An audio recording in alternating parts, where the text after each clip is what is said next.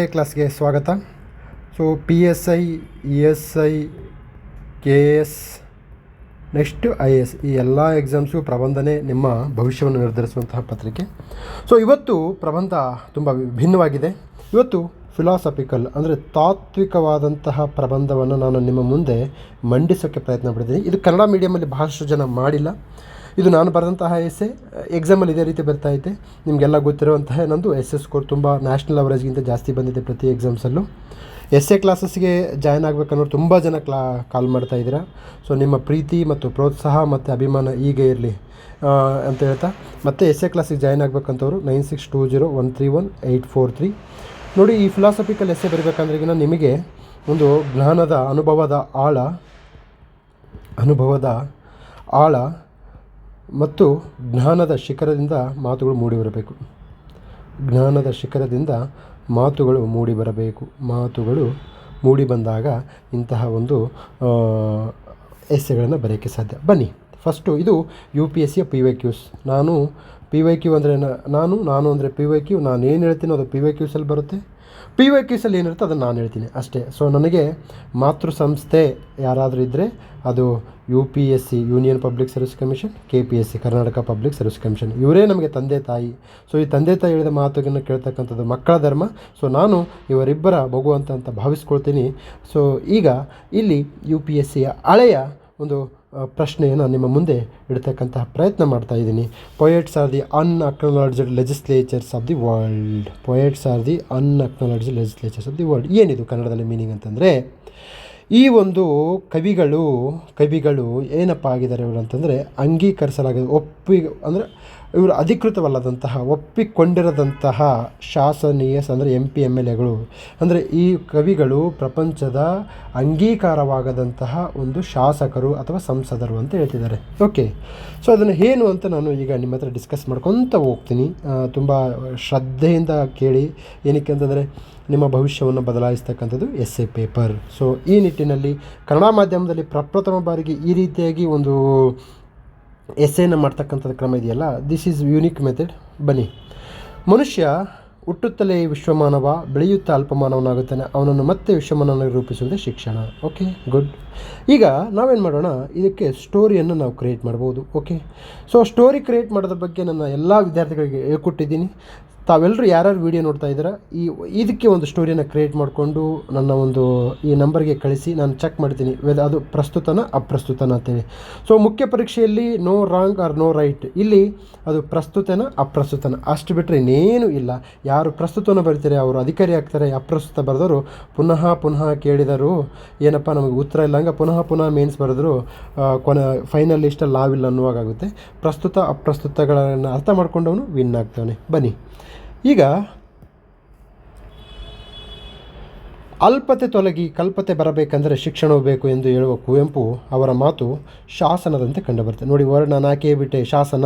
ನನಗೆ ಇಲ್ಲಿ ಲೆಜಿಸ್ಲೇಚರ್ಸ್ ಶಾಸನ ಬಂತು.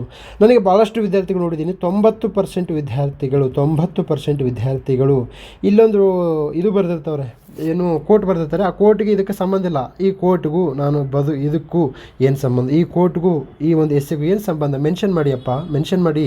ಓಕೆ, ಸೊ ಎತ್ತಣದ ಮಾಮಲ, ಎತ್ತಣದ ಕೋಗಿಲೆ, ಎತ್ತಣದತ್ತ ಸಂಬಂಧವೇ ಅಂತ ಆಗಬಾರ್ದು ನಮ್ಮ ಸಂಬಂಧಗಳು. ಸೊ ಎಕ್ಸಾಕ್ಟ್ಲಿ ಈ ಪಾಯಿಂಟನ್ನು ತೊಗೊಂಡ್ಬಿಡ್ಬೇಕು ನಾನು. ಅಂದರೆ ನನಗೆ I am more focusing on this ಅಂತ ಹೇಳ್ತಾ ಇದೆ.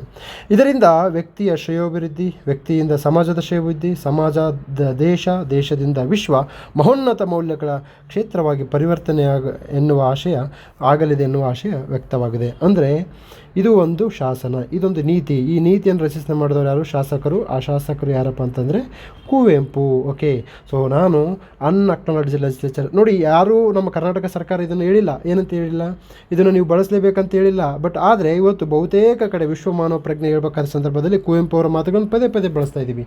ಆದ್ದರಿಂದ ಕುವೆಂಪು ಅವರು ಹೇಳಿದ್ದೇ ಸತ್ಯ, ಕುವೆಂಪು ಹೇಳುವುದೆಲ್ಲವೂ ನಿತ್ಯ. ಏನಕ್ಕೆ ಅಂತಂದರೆ ನಾವು ಅನ್ಅಕ್ನಾಲಜ್ಡ್ ಲೆಜಿಸ್ಲೇಚರ್ಸ್ ಆಗಿರ್ತಾರೆ. ಓಕೆ, ರವಿಕಾಣದ್ದನ್ನು ಕವಿ ಕಂಡ ಎನ್ನುವ ಮಾತು ಕವಿಗಳ ಕಲ್ಪನಾ ಶಕ್ತಿ, ಚಿಂತನಶೀಲತೆ ಮತ್ತು ಅವರ ರಮ್ಯತೆಯ ಶಕ್ತಿಯನ್ನು ಹೇಳುವಂತಹ ಮಾತು. ನೋಡಿ, ವರ್ಡ್ ಕಲ್ಪನೆ, ಚಿಂತನೆ, ರಮ್ಯತೆ ಇಂಥವು ಬರಬೇಕು. ನೀವು ಓದನು ಬಂದನು ಸೂರ್ಯ ಸೂರ್ಯ ಮುಳುಗಿದನು, ಚಂದ್ರ ತೇಲಿದನು, ಹಕ್ಕಿಗಳು ಗೂಡು ಸೇರಿದವು ಅಂತೇಳಿ ಬರೀಬಾರ್ದು. ಮನುಷ್ಯನ ಹುಟ್ಟಿನೊಂದಿಗೆ ಕವಿತ್ವ ಶಕ್ತಿ ಹುಟ್ಟಿಕೊಂಡಿದೆ ಎಂಬುದು ಆಂಗ್ಲ ವಿದ್ವಾಂಸ ಆ್ಯಂಡ್ರೂ ರಜೆಲ್ ಈ ಥರ ಹಾಕಬೇಕು, ವಿದ್ವಾಂಸರ ಮಾತುಗಳನ್ನು ಹಾಕಬೇಕು. ಅವರ ಅಭಿಮತ: ಲಿಪಿ ಇಲ್ಲದಿದ್ದರೂ ಕವಿತ್ವ ಶಕ್ತಿ ಜನಪದರಲ್ಲಿ ಪ್ರಕಟವಾಗಿದೆ. ಆದ್ದರಿಂದ ಪ್ರಪಂಚದ ಮೂಲೆಗಳಲ್ಲಿ ಕವಿಗಳು ಕಂಡುಬರುವುದನ್ನು ನೋಡಬಹುದು. ಎಸ್, ಕವಿಗಳು ಇತ್ತೀಚೆಗಂತೂ ನಮಗೆ ಇನ್ಸ್ಟಾಗ್ರಾಮು, ವಾಟ್ಸಪ್ ಬಂದಲ್ಲ ಎಲ್ಲರೂ ಕವಿಗಳಾಗ್ತಕ್ಕಂಥದ್ದು, ಅದು ಒಳ್ಳೆಯ ವಿಚಾರನೇ. ಓಕೆ, ಎಸ್, ಬನ್ನಿ ನಮ್ಮ ಟಾಪಿಕ್. ಅನ್ಅಕ್ನಾಲೆಡ್ಜ್, ಅನಧಿಕೃತ, ಅಂಗೀಕಾರವಾಗದಂತಹ. ಓಕೆ, ಶಾಸನ ರೂಪದಲ್ಲಿ ಕಂಡುಬರುವ ಕಾನೂನುಗಳು ಮನುಷ್ಯನ ಏಳಿಗೆಯನ್ನು ಬಯಸುತ್ತವೆ. ಶಾಸನ ರೂಪದಲ್ಲಿ ಕಂಡುಬರತಕ್ಕಂತಹ ಕಾನೂನುಗಳು ಮನುಷ್ಯನ ಏಳಿಗೆಯನ್ನು ಬಯಸ್ತವೆ. ಫಾರ್ ಎಕ್ಸಾಂಪಲ್ ಅಂತಂದರೆ, ನಾವು ಕರಪ್ಷನ್ ಮಾಡಬೇಡಿ, ತದನಂತರದಲ್ಲಿ ಇದು ಏನು ಮಾಡಬೇಡಿ, ನೀವು ಹರಾಸ್ಮೆಂಟ್ ಮಾಡಬೇಡಿ, ಇವೆಲ್ಲವೂ ಮನುಷ್ಯನ ಏಳಿಗೆಗೆ ಅನುಕೂಲ. ಅದು ಮಾಡಬೇಡಿ, ಇದು ಮಾಡಬೇಡಿ ಅಂತ ಹೇಳ್ತವೆ. ಅದೇ ರೀತಿ ಕತೆ, ಕವನ, ಕಾದಂಬರಿಗಳು ಸಹ ಮನುಷ್ಯನ ಚಿರಕಾಲದ ಸಮಸ್ಯೆಗಳನ್ನು ಬಿಡಿಸಿ ಅವನನ್ನು ಅಮರತ್ವದಿಂದ ಅಮೃತತ್ವದ ಕಡೆಗೆ ಕರೆದುಕೊಂಡು ಹೋಗುತ್ತವೆ. ಆದರೆ ಕಾನೂನಿಗಿದ್ದಂತಹ ಮಾನ್ಯತೆ ಕವಿಗಳ ಬರವಣಿಗೆಯಿಲ್ಲ. ಆದ್ದರಿಂದ ಇವುಗಳು ಅನಧಿಕೃತ.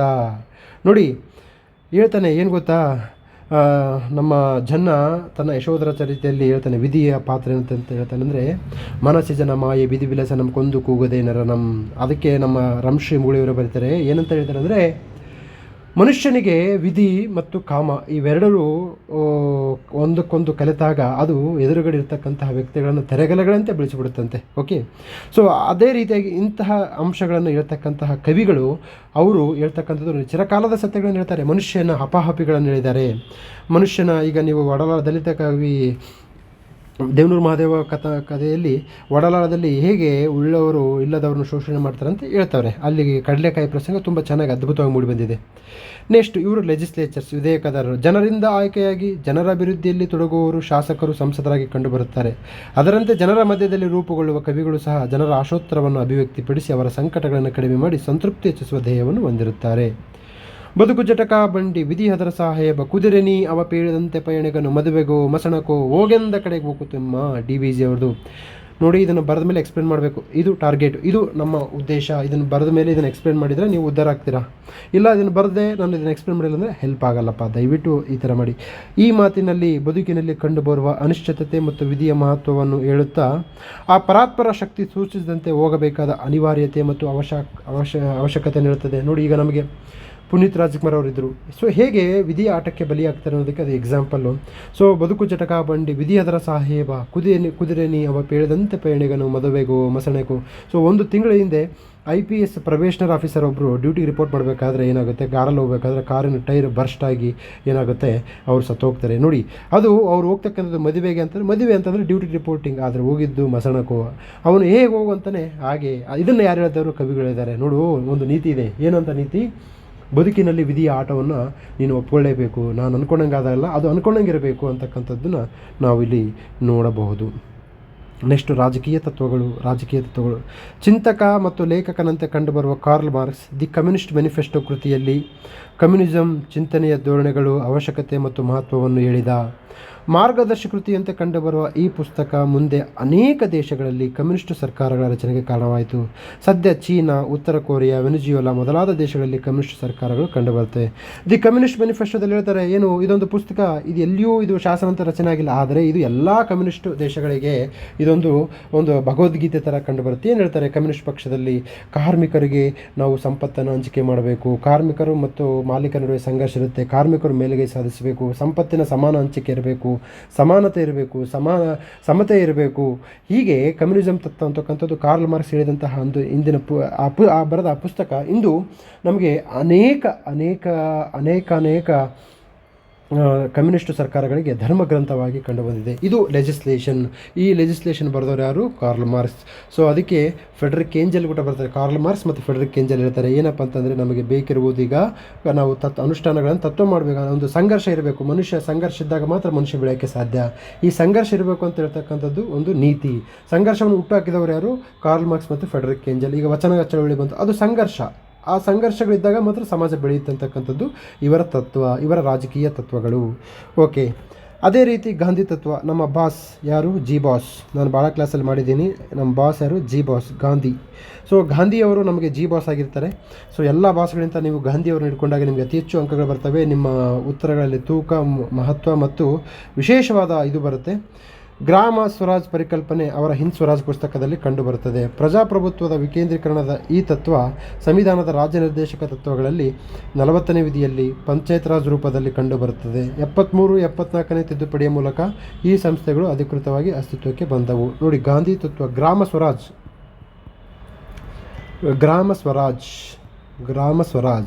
ನೋಡಿ, ಹೀಗೆ ಗ್ರಾಮ ಸ್ವರಾಜ್ ಅಂತಕ್ಕಂಥದ್ದು ಒಂದು ನೀತಿ, ಒಂದು ಕಲ್ಪನೆ. ಈ ನೀತಿಯನ್ನು ಹುಟ್ಟಾಕಿದವರು ಯಾರು? ಗಾಂಧೀಜಿ. ಇವತ್ತು ಅದು ಕಾನೂನಾಗಿ ಪರಿವರ್ತನೆ ಆಗಿದೆ. ಹೀಗೆ ಏನಾಗುತ್ತೆ, ಗಾಂಧಿ ಸಹ ಒಬ್ಬ ಕವಿ, ಒಬ್ಬ ತತ್ವ ಚಿಂತನಕಾರ, ಒಬ್ಬ ಲೇಖಕ, ಒಬ್ಬ ದಾರ್ಶನಿಕ, ಒಬ್ಬ ಹೋರಾಟಗಾರ. ಹೀಗೆ ಗಾಂಧಿಯವರಿಗೆ ನಾವು ಏನೇ ಹೆಸರು ಸೇರಿಸಿದರೂ ಅದು ತಪ್ಪಾಗಲ್ಲ ಅನ್ನೋದು ನನ್ನ ಭಾವನೆ. ನೆಕ್ಸ್ಟು ಆಸ್ಥಾನ ಕವಿಗಳು. ರಾಜರ ಕಾಲದಲ್ಲಿ ಕವಿಗಳ ಅಭಿಪ್ರಾಯವನ್ನು ಪಡೆಯಲು ಮತ್ತು ಅವರ ಕಾವ್ಯ ರಚನೆಗೆ ಸಹಾಯ ಮಾಡುವ ದೃಷ್ಟಿಯಿಂದ ಆಸ್ಥಾನದಲ್ಲಿ ಕವಿಗಳು ಕಂಡುಬರುತ್ತಿದ್ದರು. ಗುಪ್ತರ ಕಾಲದಲ್ಲಿ ಕಾಳಿದಾಸ, ವರಾಹಮಿಹಿರ ಮೊದಲಾದವರು ಆಸ್ಥಾನದಲ್ಲಿ ಕಂಡುಬರುತ್ತಿದ್ದರು. ವಿಜಯನಗರ ಕಾಲದಲ್ಲಿ ಅಷ್ಟದಿಗ್ಗಜರಾದ ನಂದಿ ತಿಮ್ಮಣ್ಣ, ಅಲ್ಲಸಾನಿ ಪೆದ್ದಣ್ಣನವರು ಕಂಡುಬರುತ್ತಿದ್ದರು. ಅಂದಿನ ರಾಜನ ನೀತಿ ನಿಯಮ ಮತ್ತು ಕಾನೂನುಗಳ ಮೇಲೆ ಇವರ ಪ್ರಭಾವ ತುಂಬ ಹೆಚ್ಚಾಗಿರುತ್ತಿತ್ತು. ಸೊ ಹೀಗೆ ನೋಡಿ, ಆ ಒಂದು ಕವಿಗಳು ಹೇಗೆ ರಾಜರ ಮೇಲೆ ಪ್ರಭಾವ ಬೀರೋದಕ್ಕೆ ಎಕ್ಸಾಂಪಲ್ ಕೊಟ್ಟಿದ್ದೀನಿ. ನೆಕ್ಸ್ಟ್ ಕವಿಗಳು ಚಿರಕಾಲದ ಸತ್ಯಗಳ ಘೋಷಣೆ. ಕವಿಗಳು ಏನು ಮಾಡ್ತಾರೆ? ಚಿರಕಾಲದ ಸತ್ಯಗಳನ್ನು ಘೋಷಣೆ ಮಾಡ್ತಾರೆ. ಏನಪ್ಪ?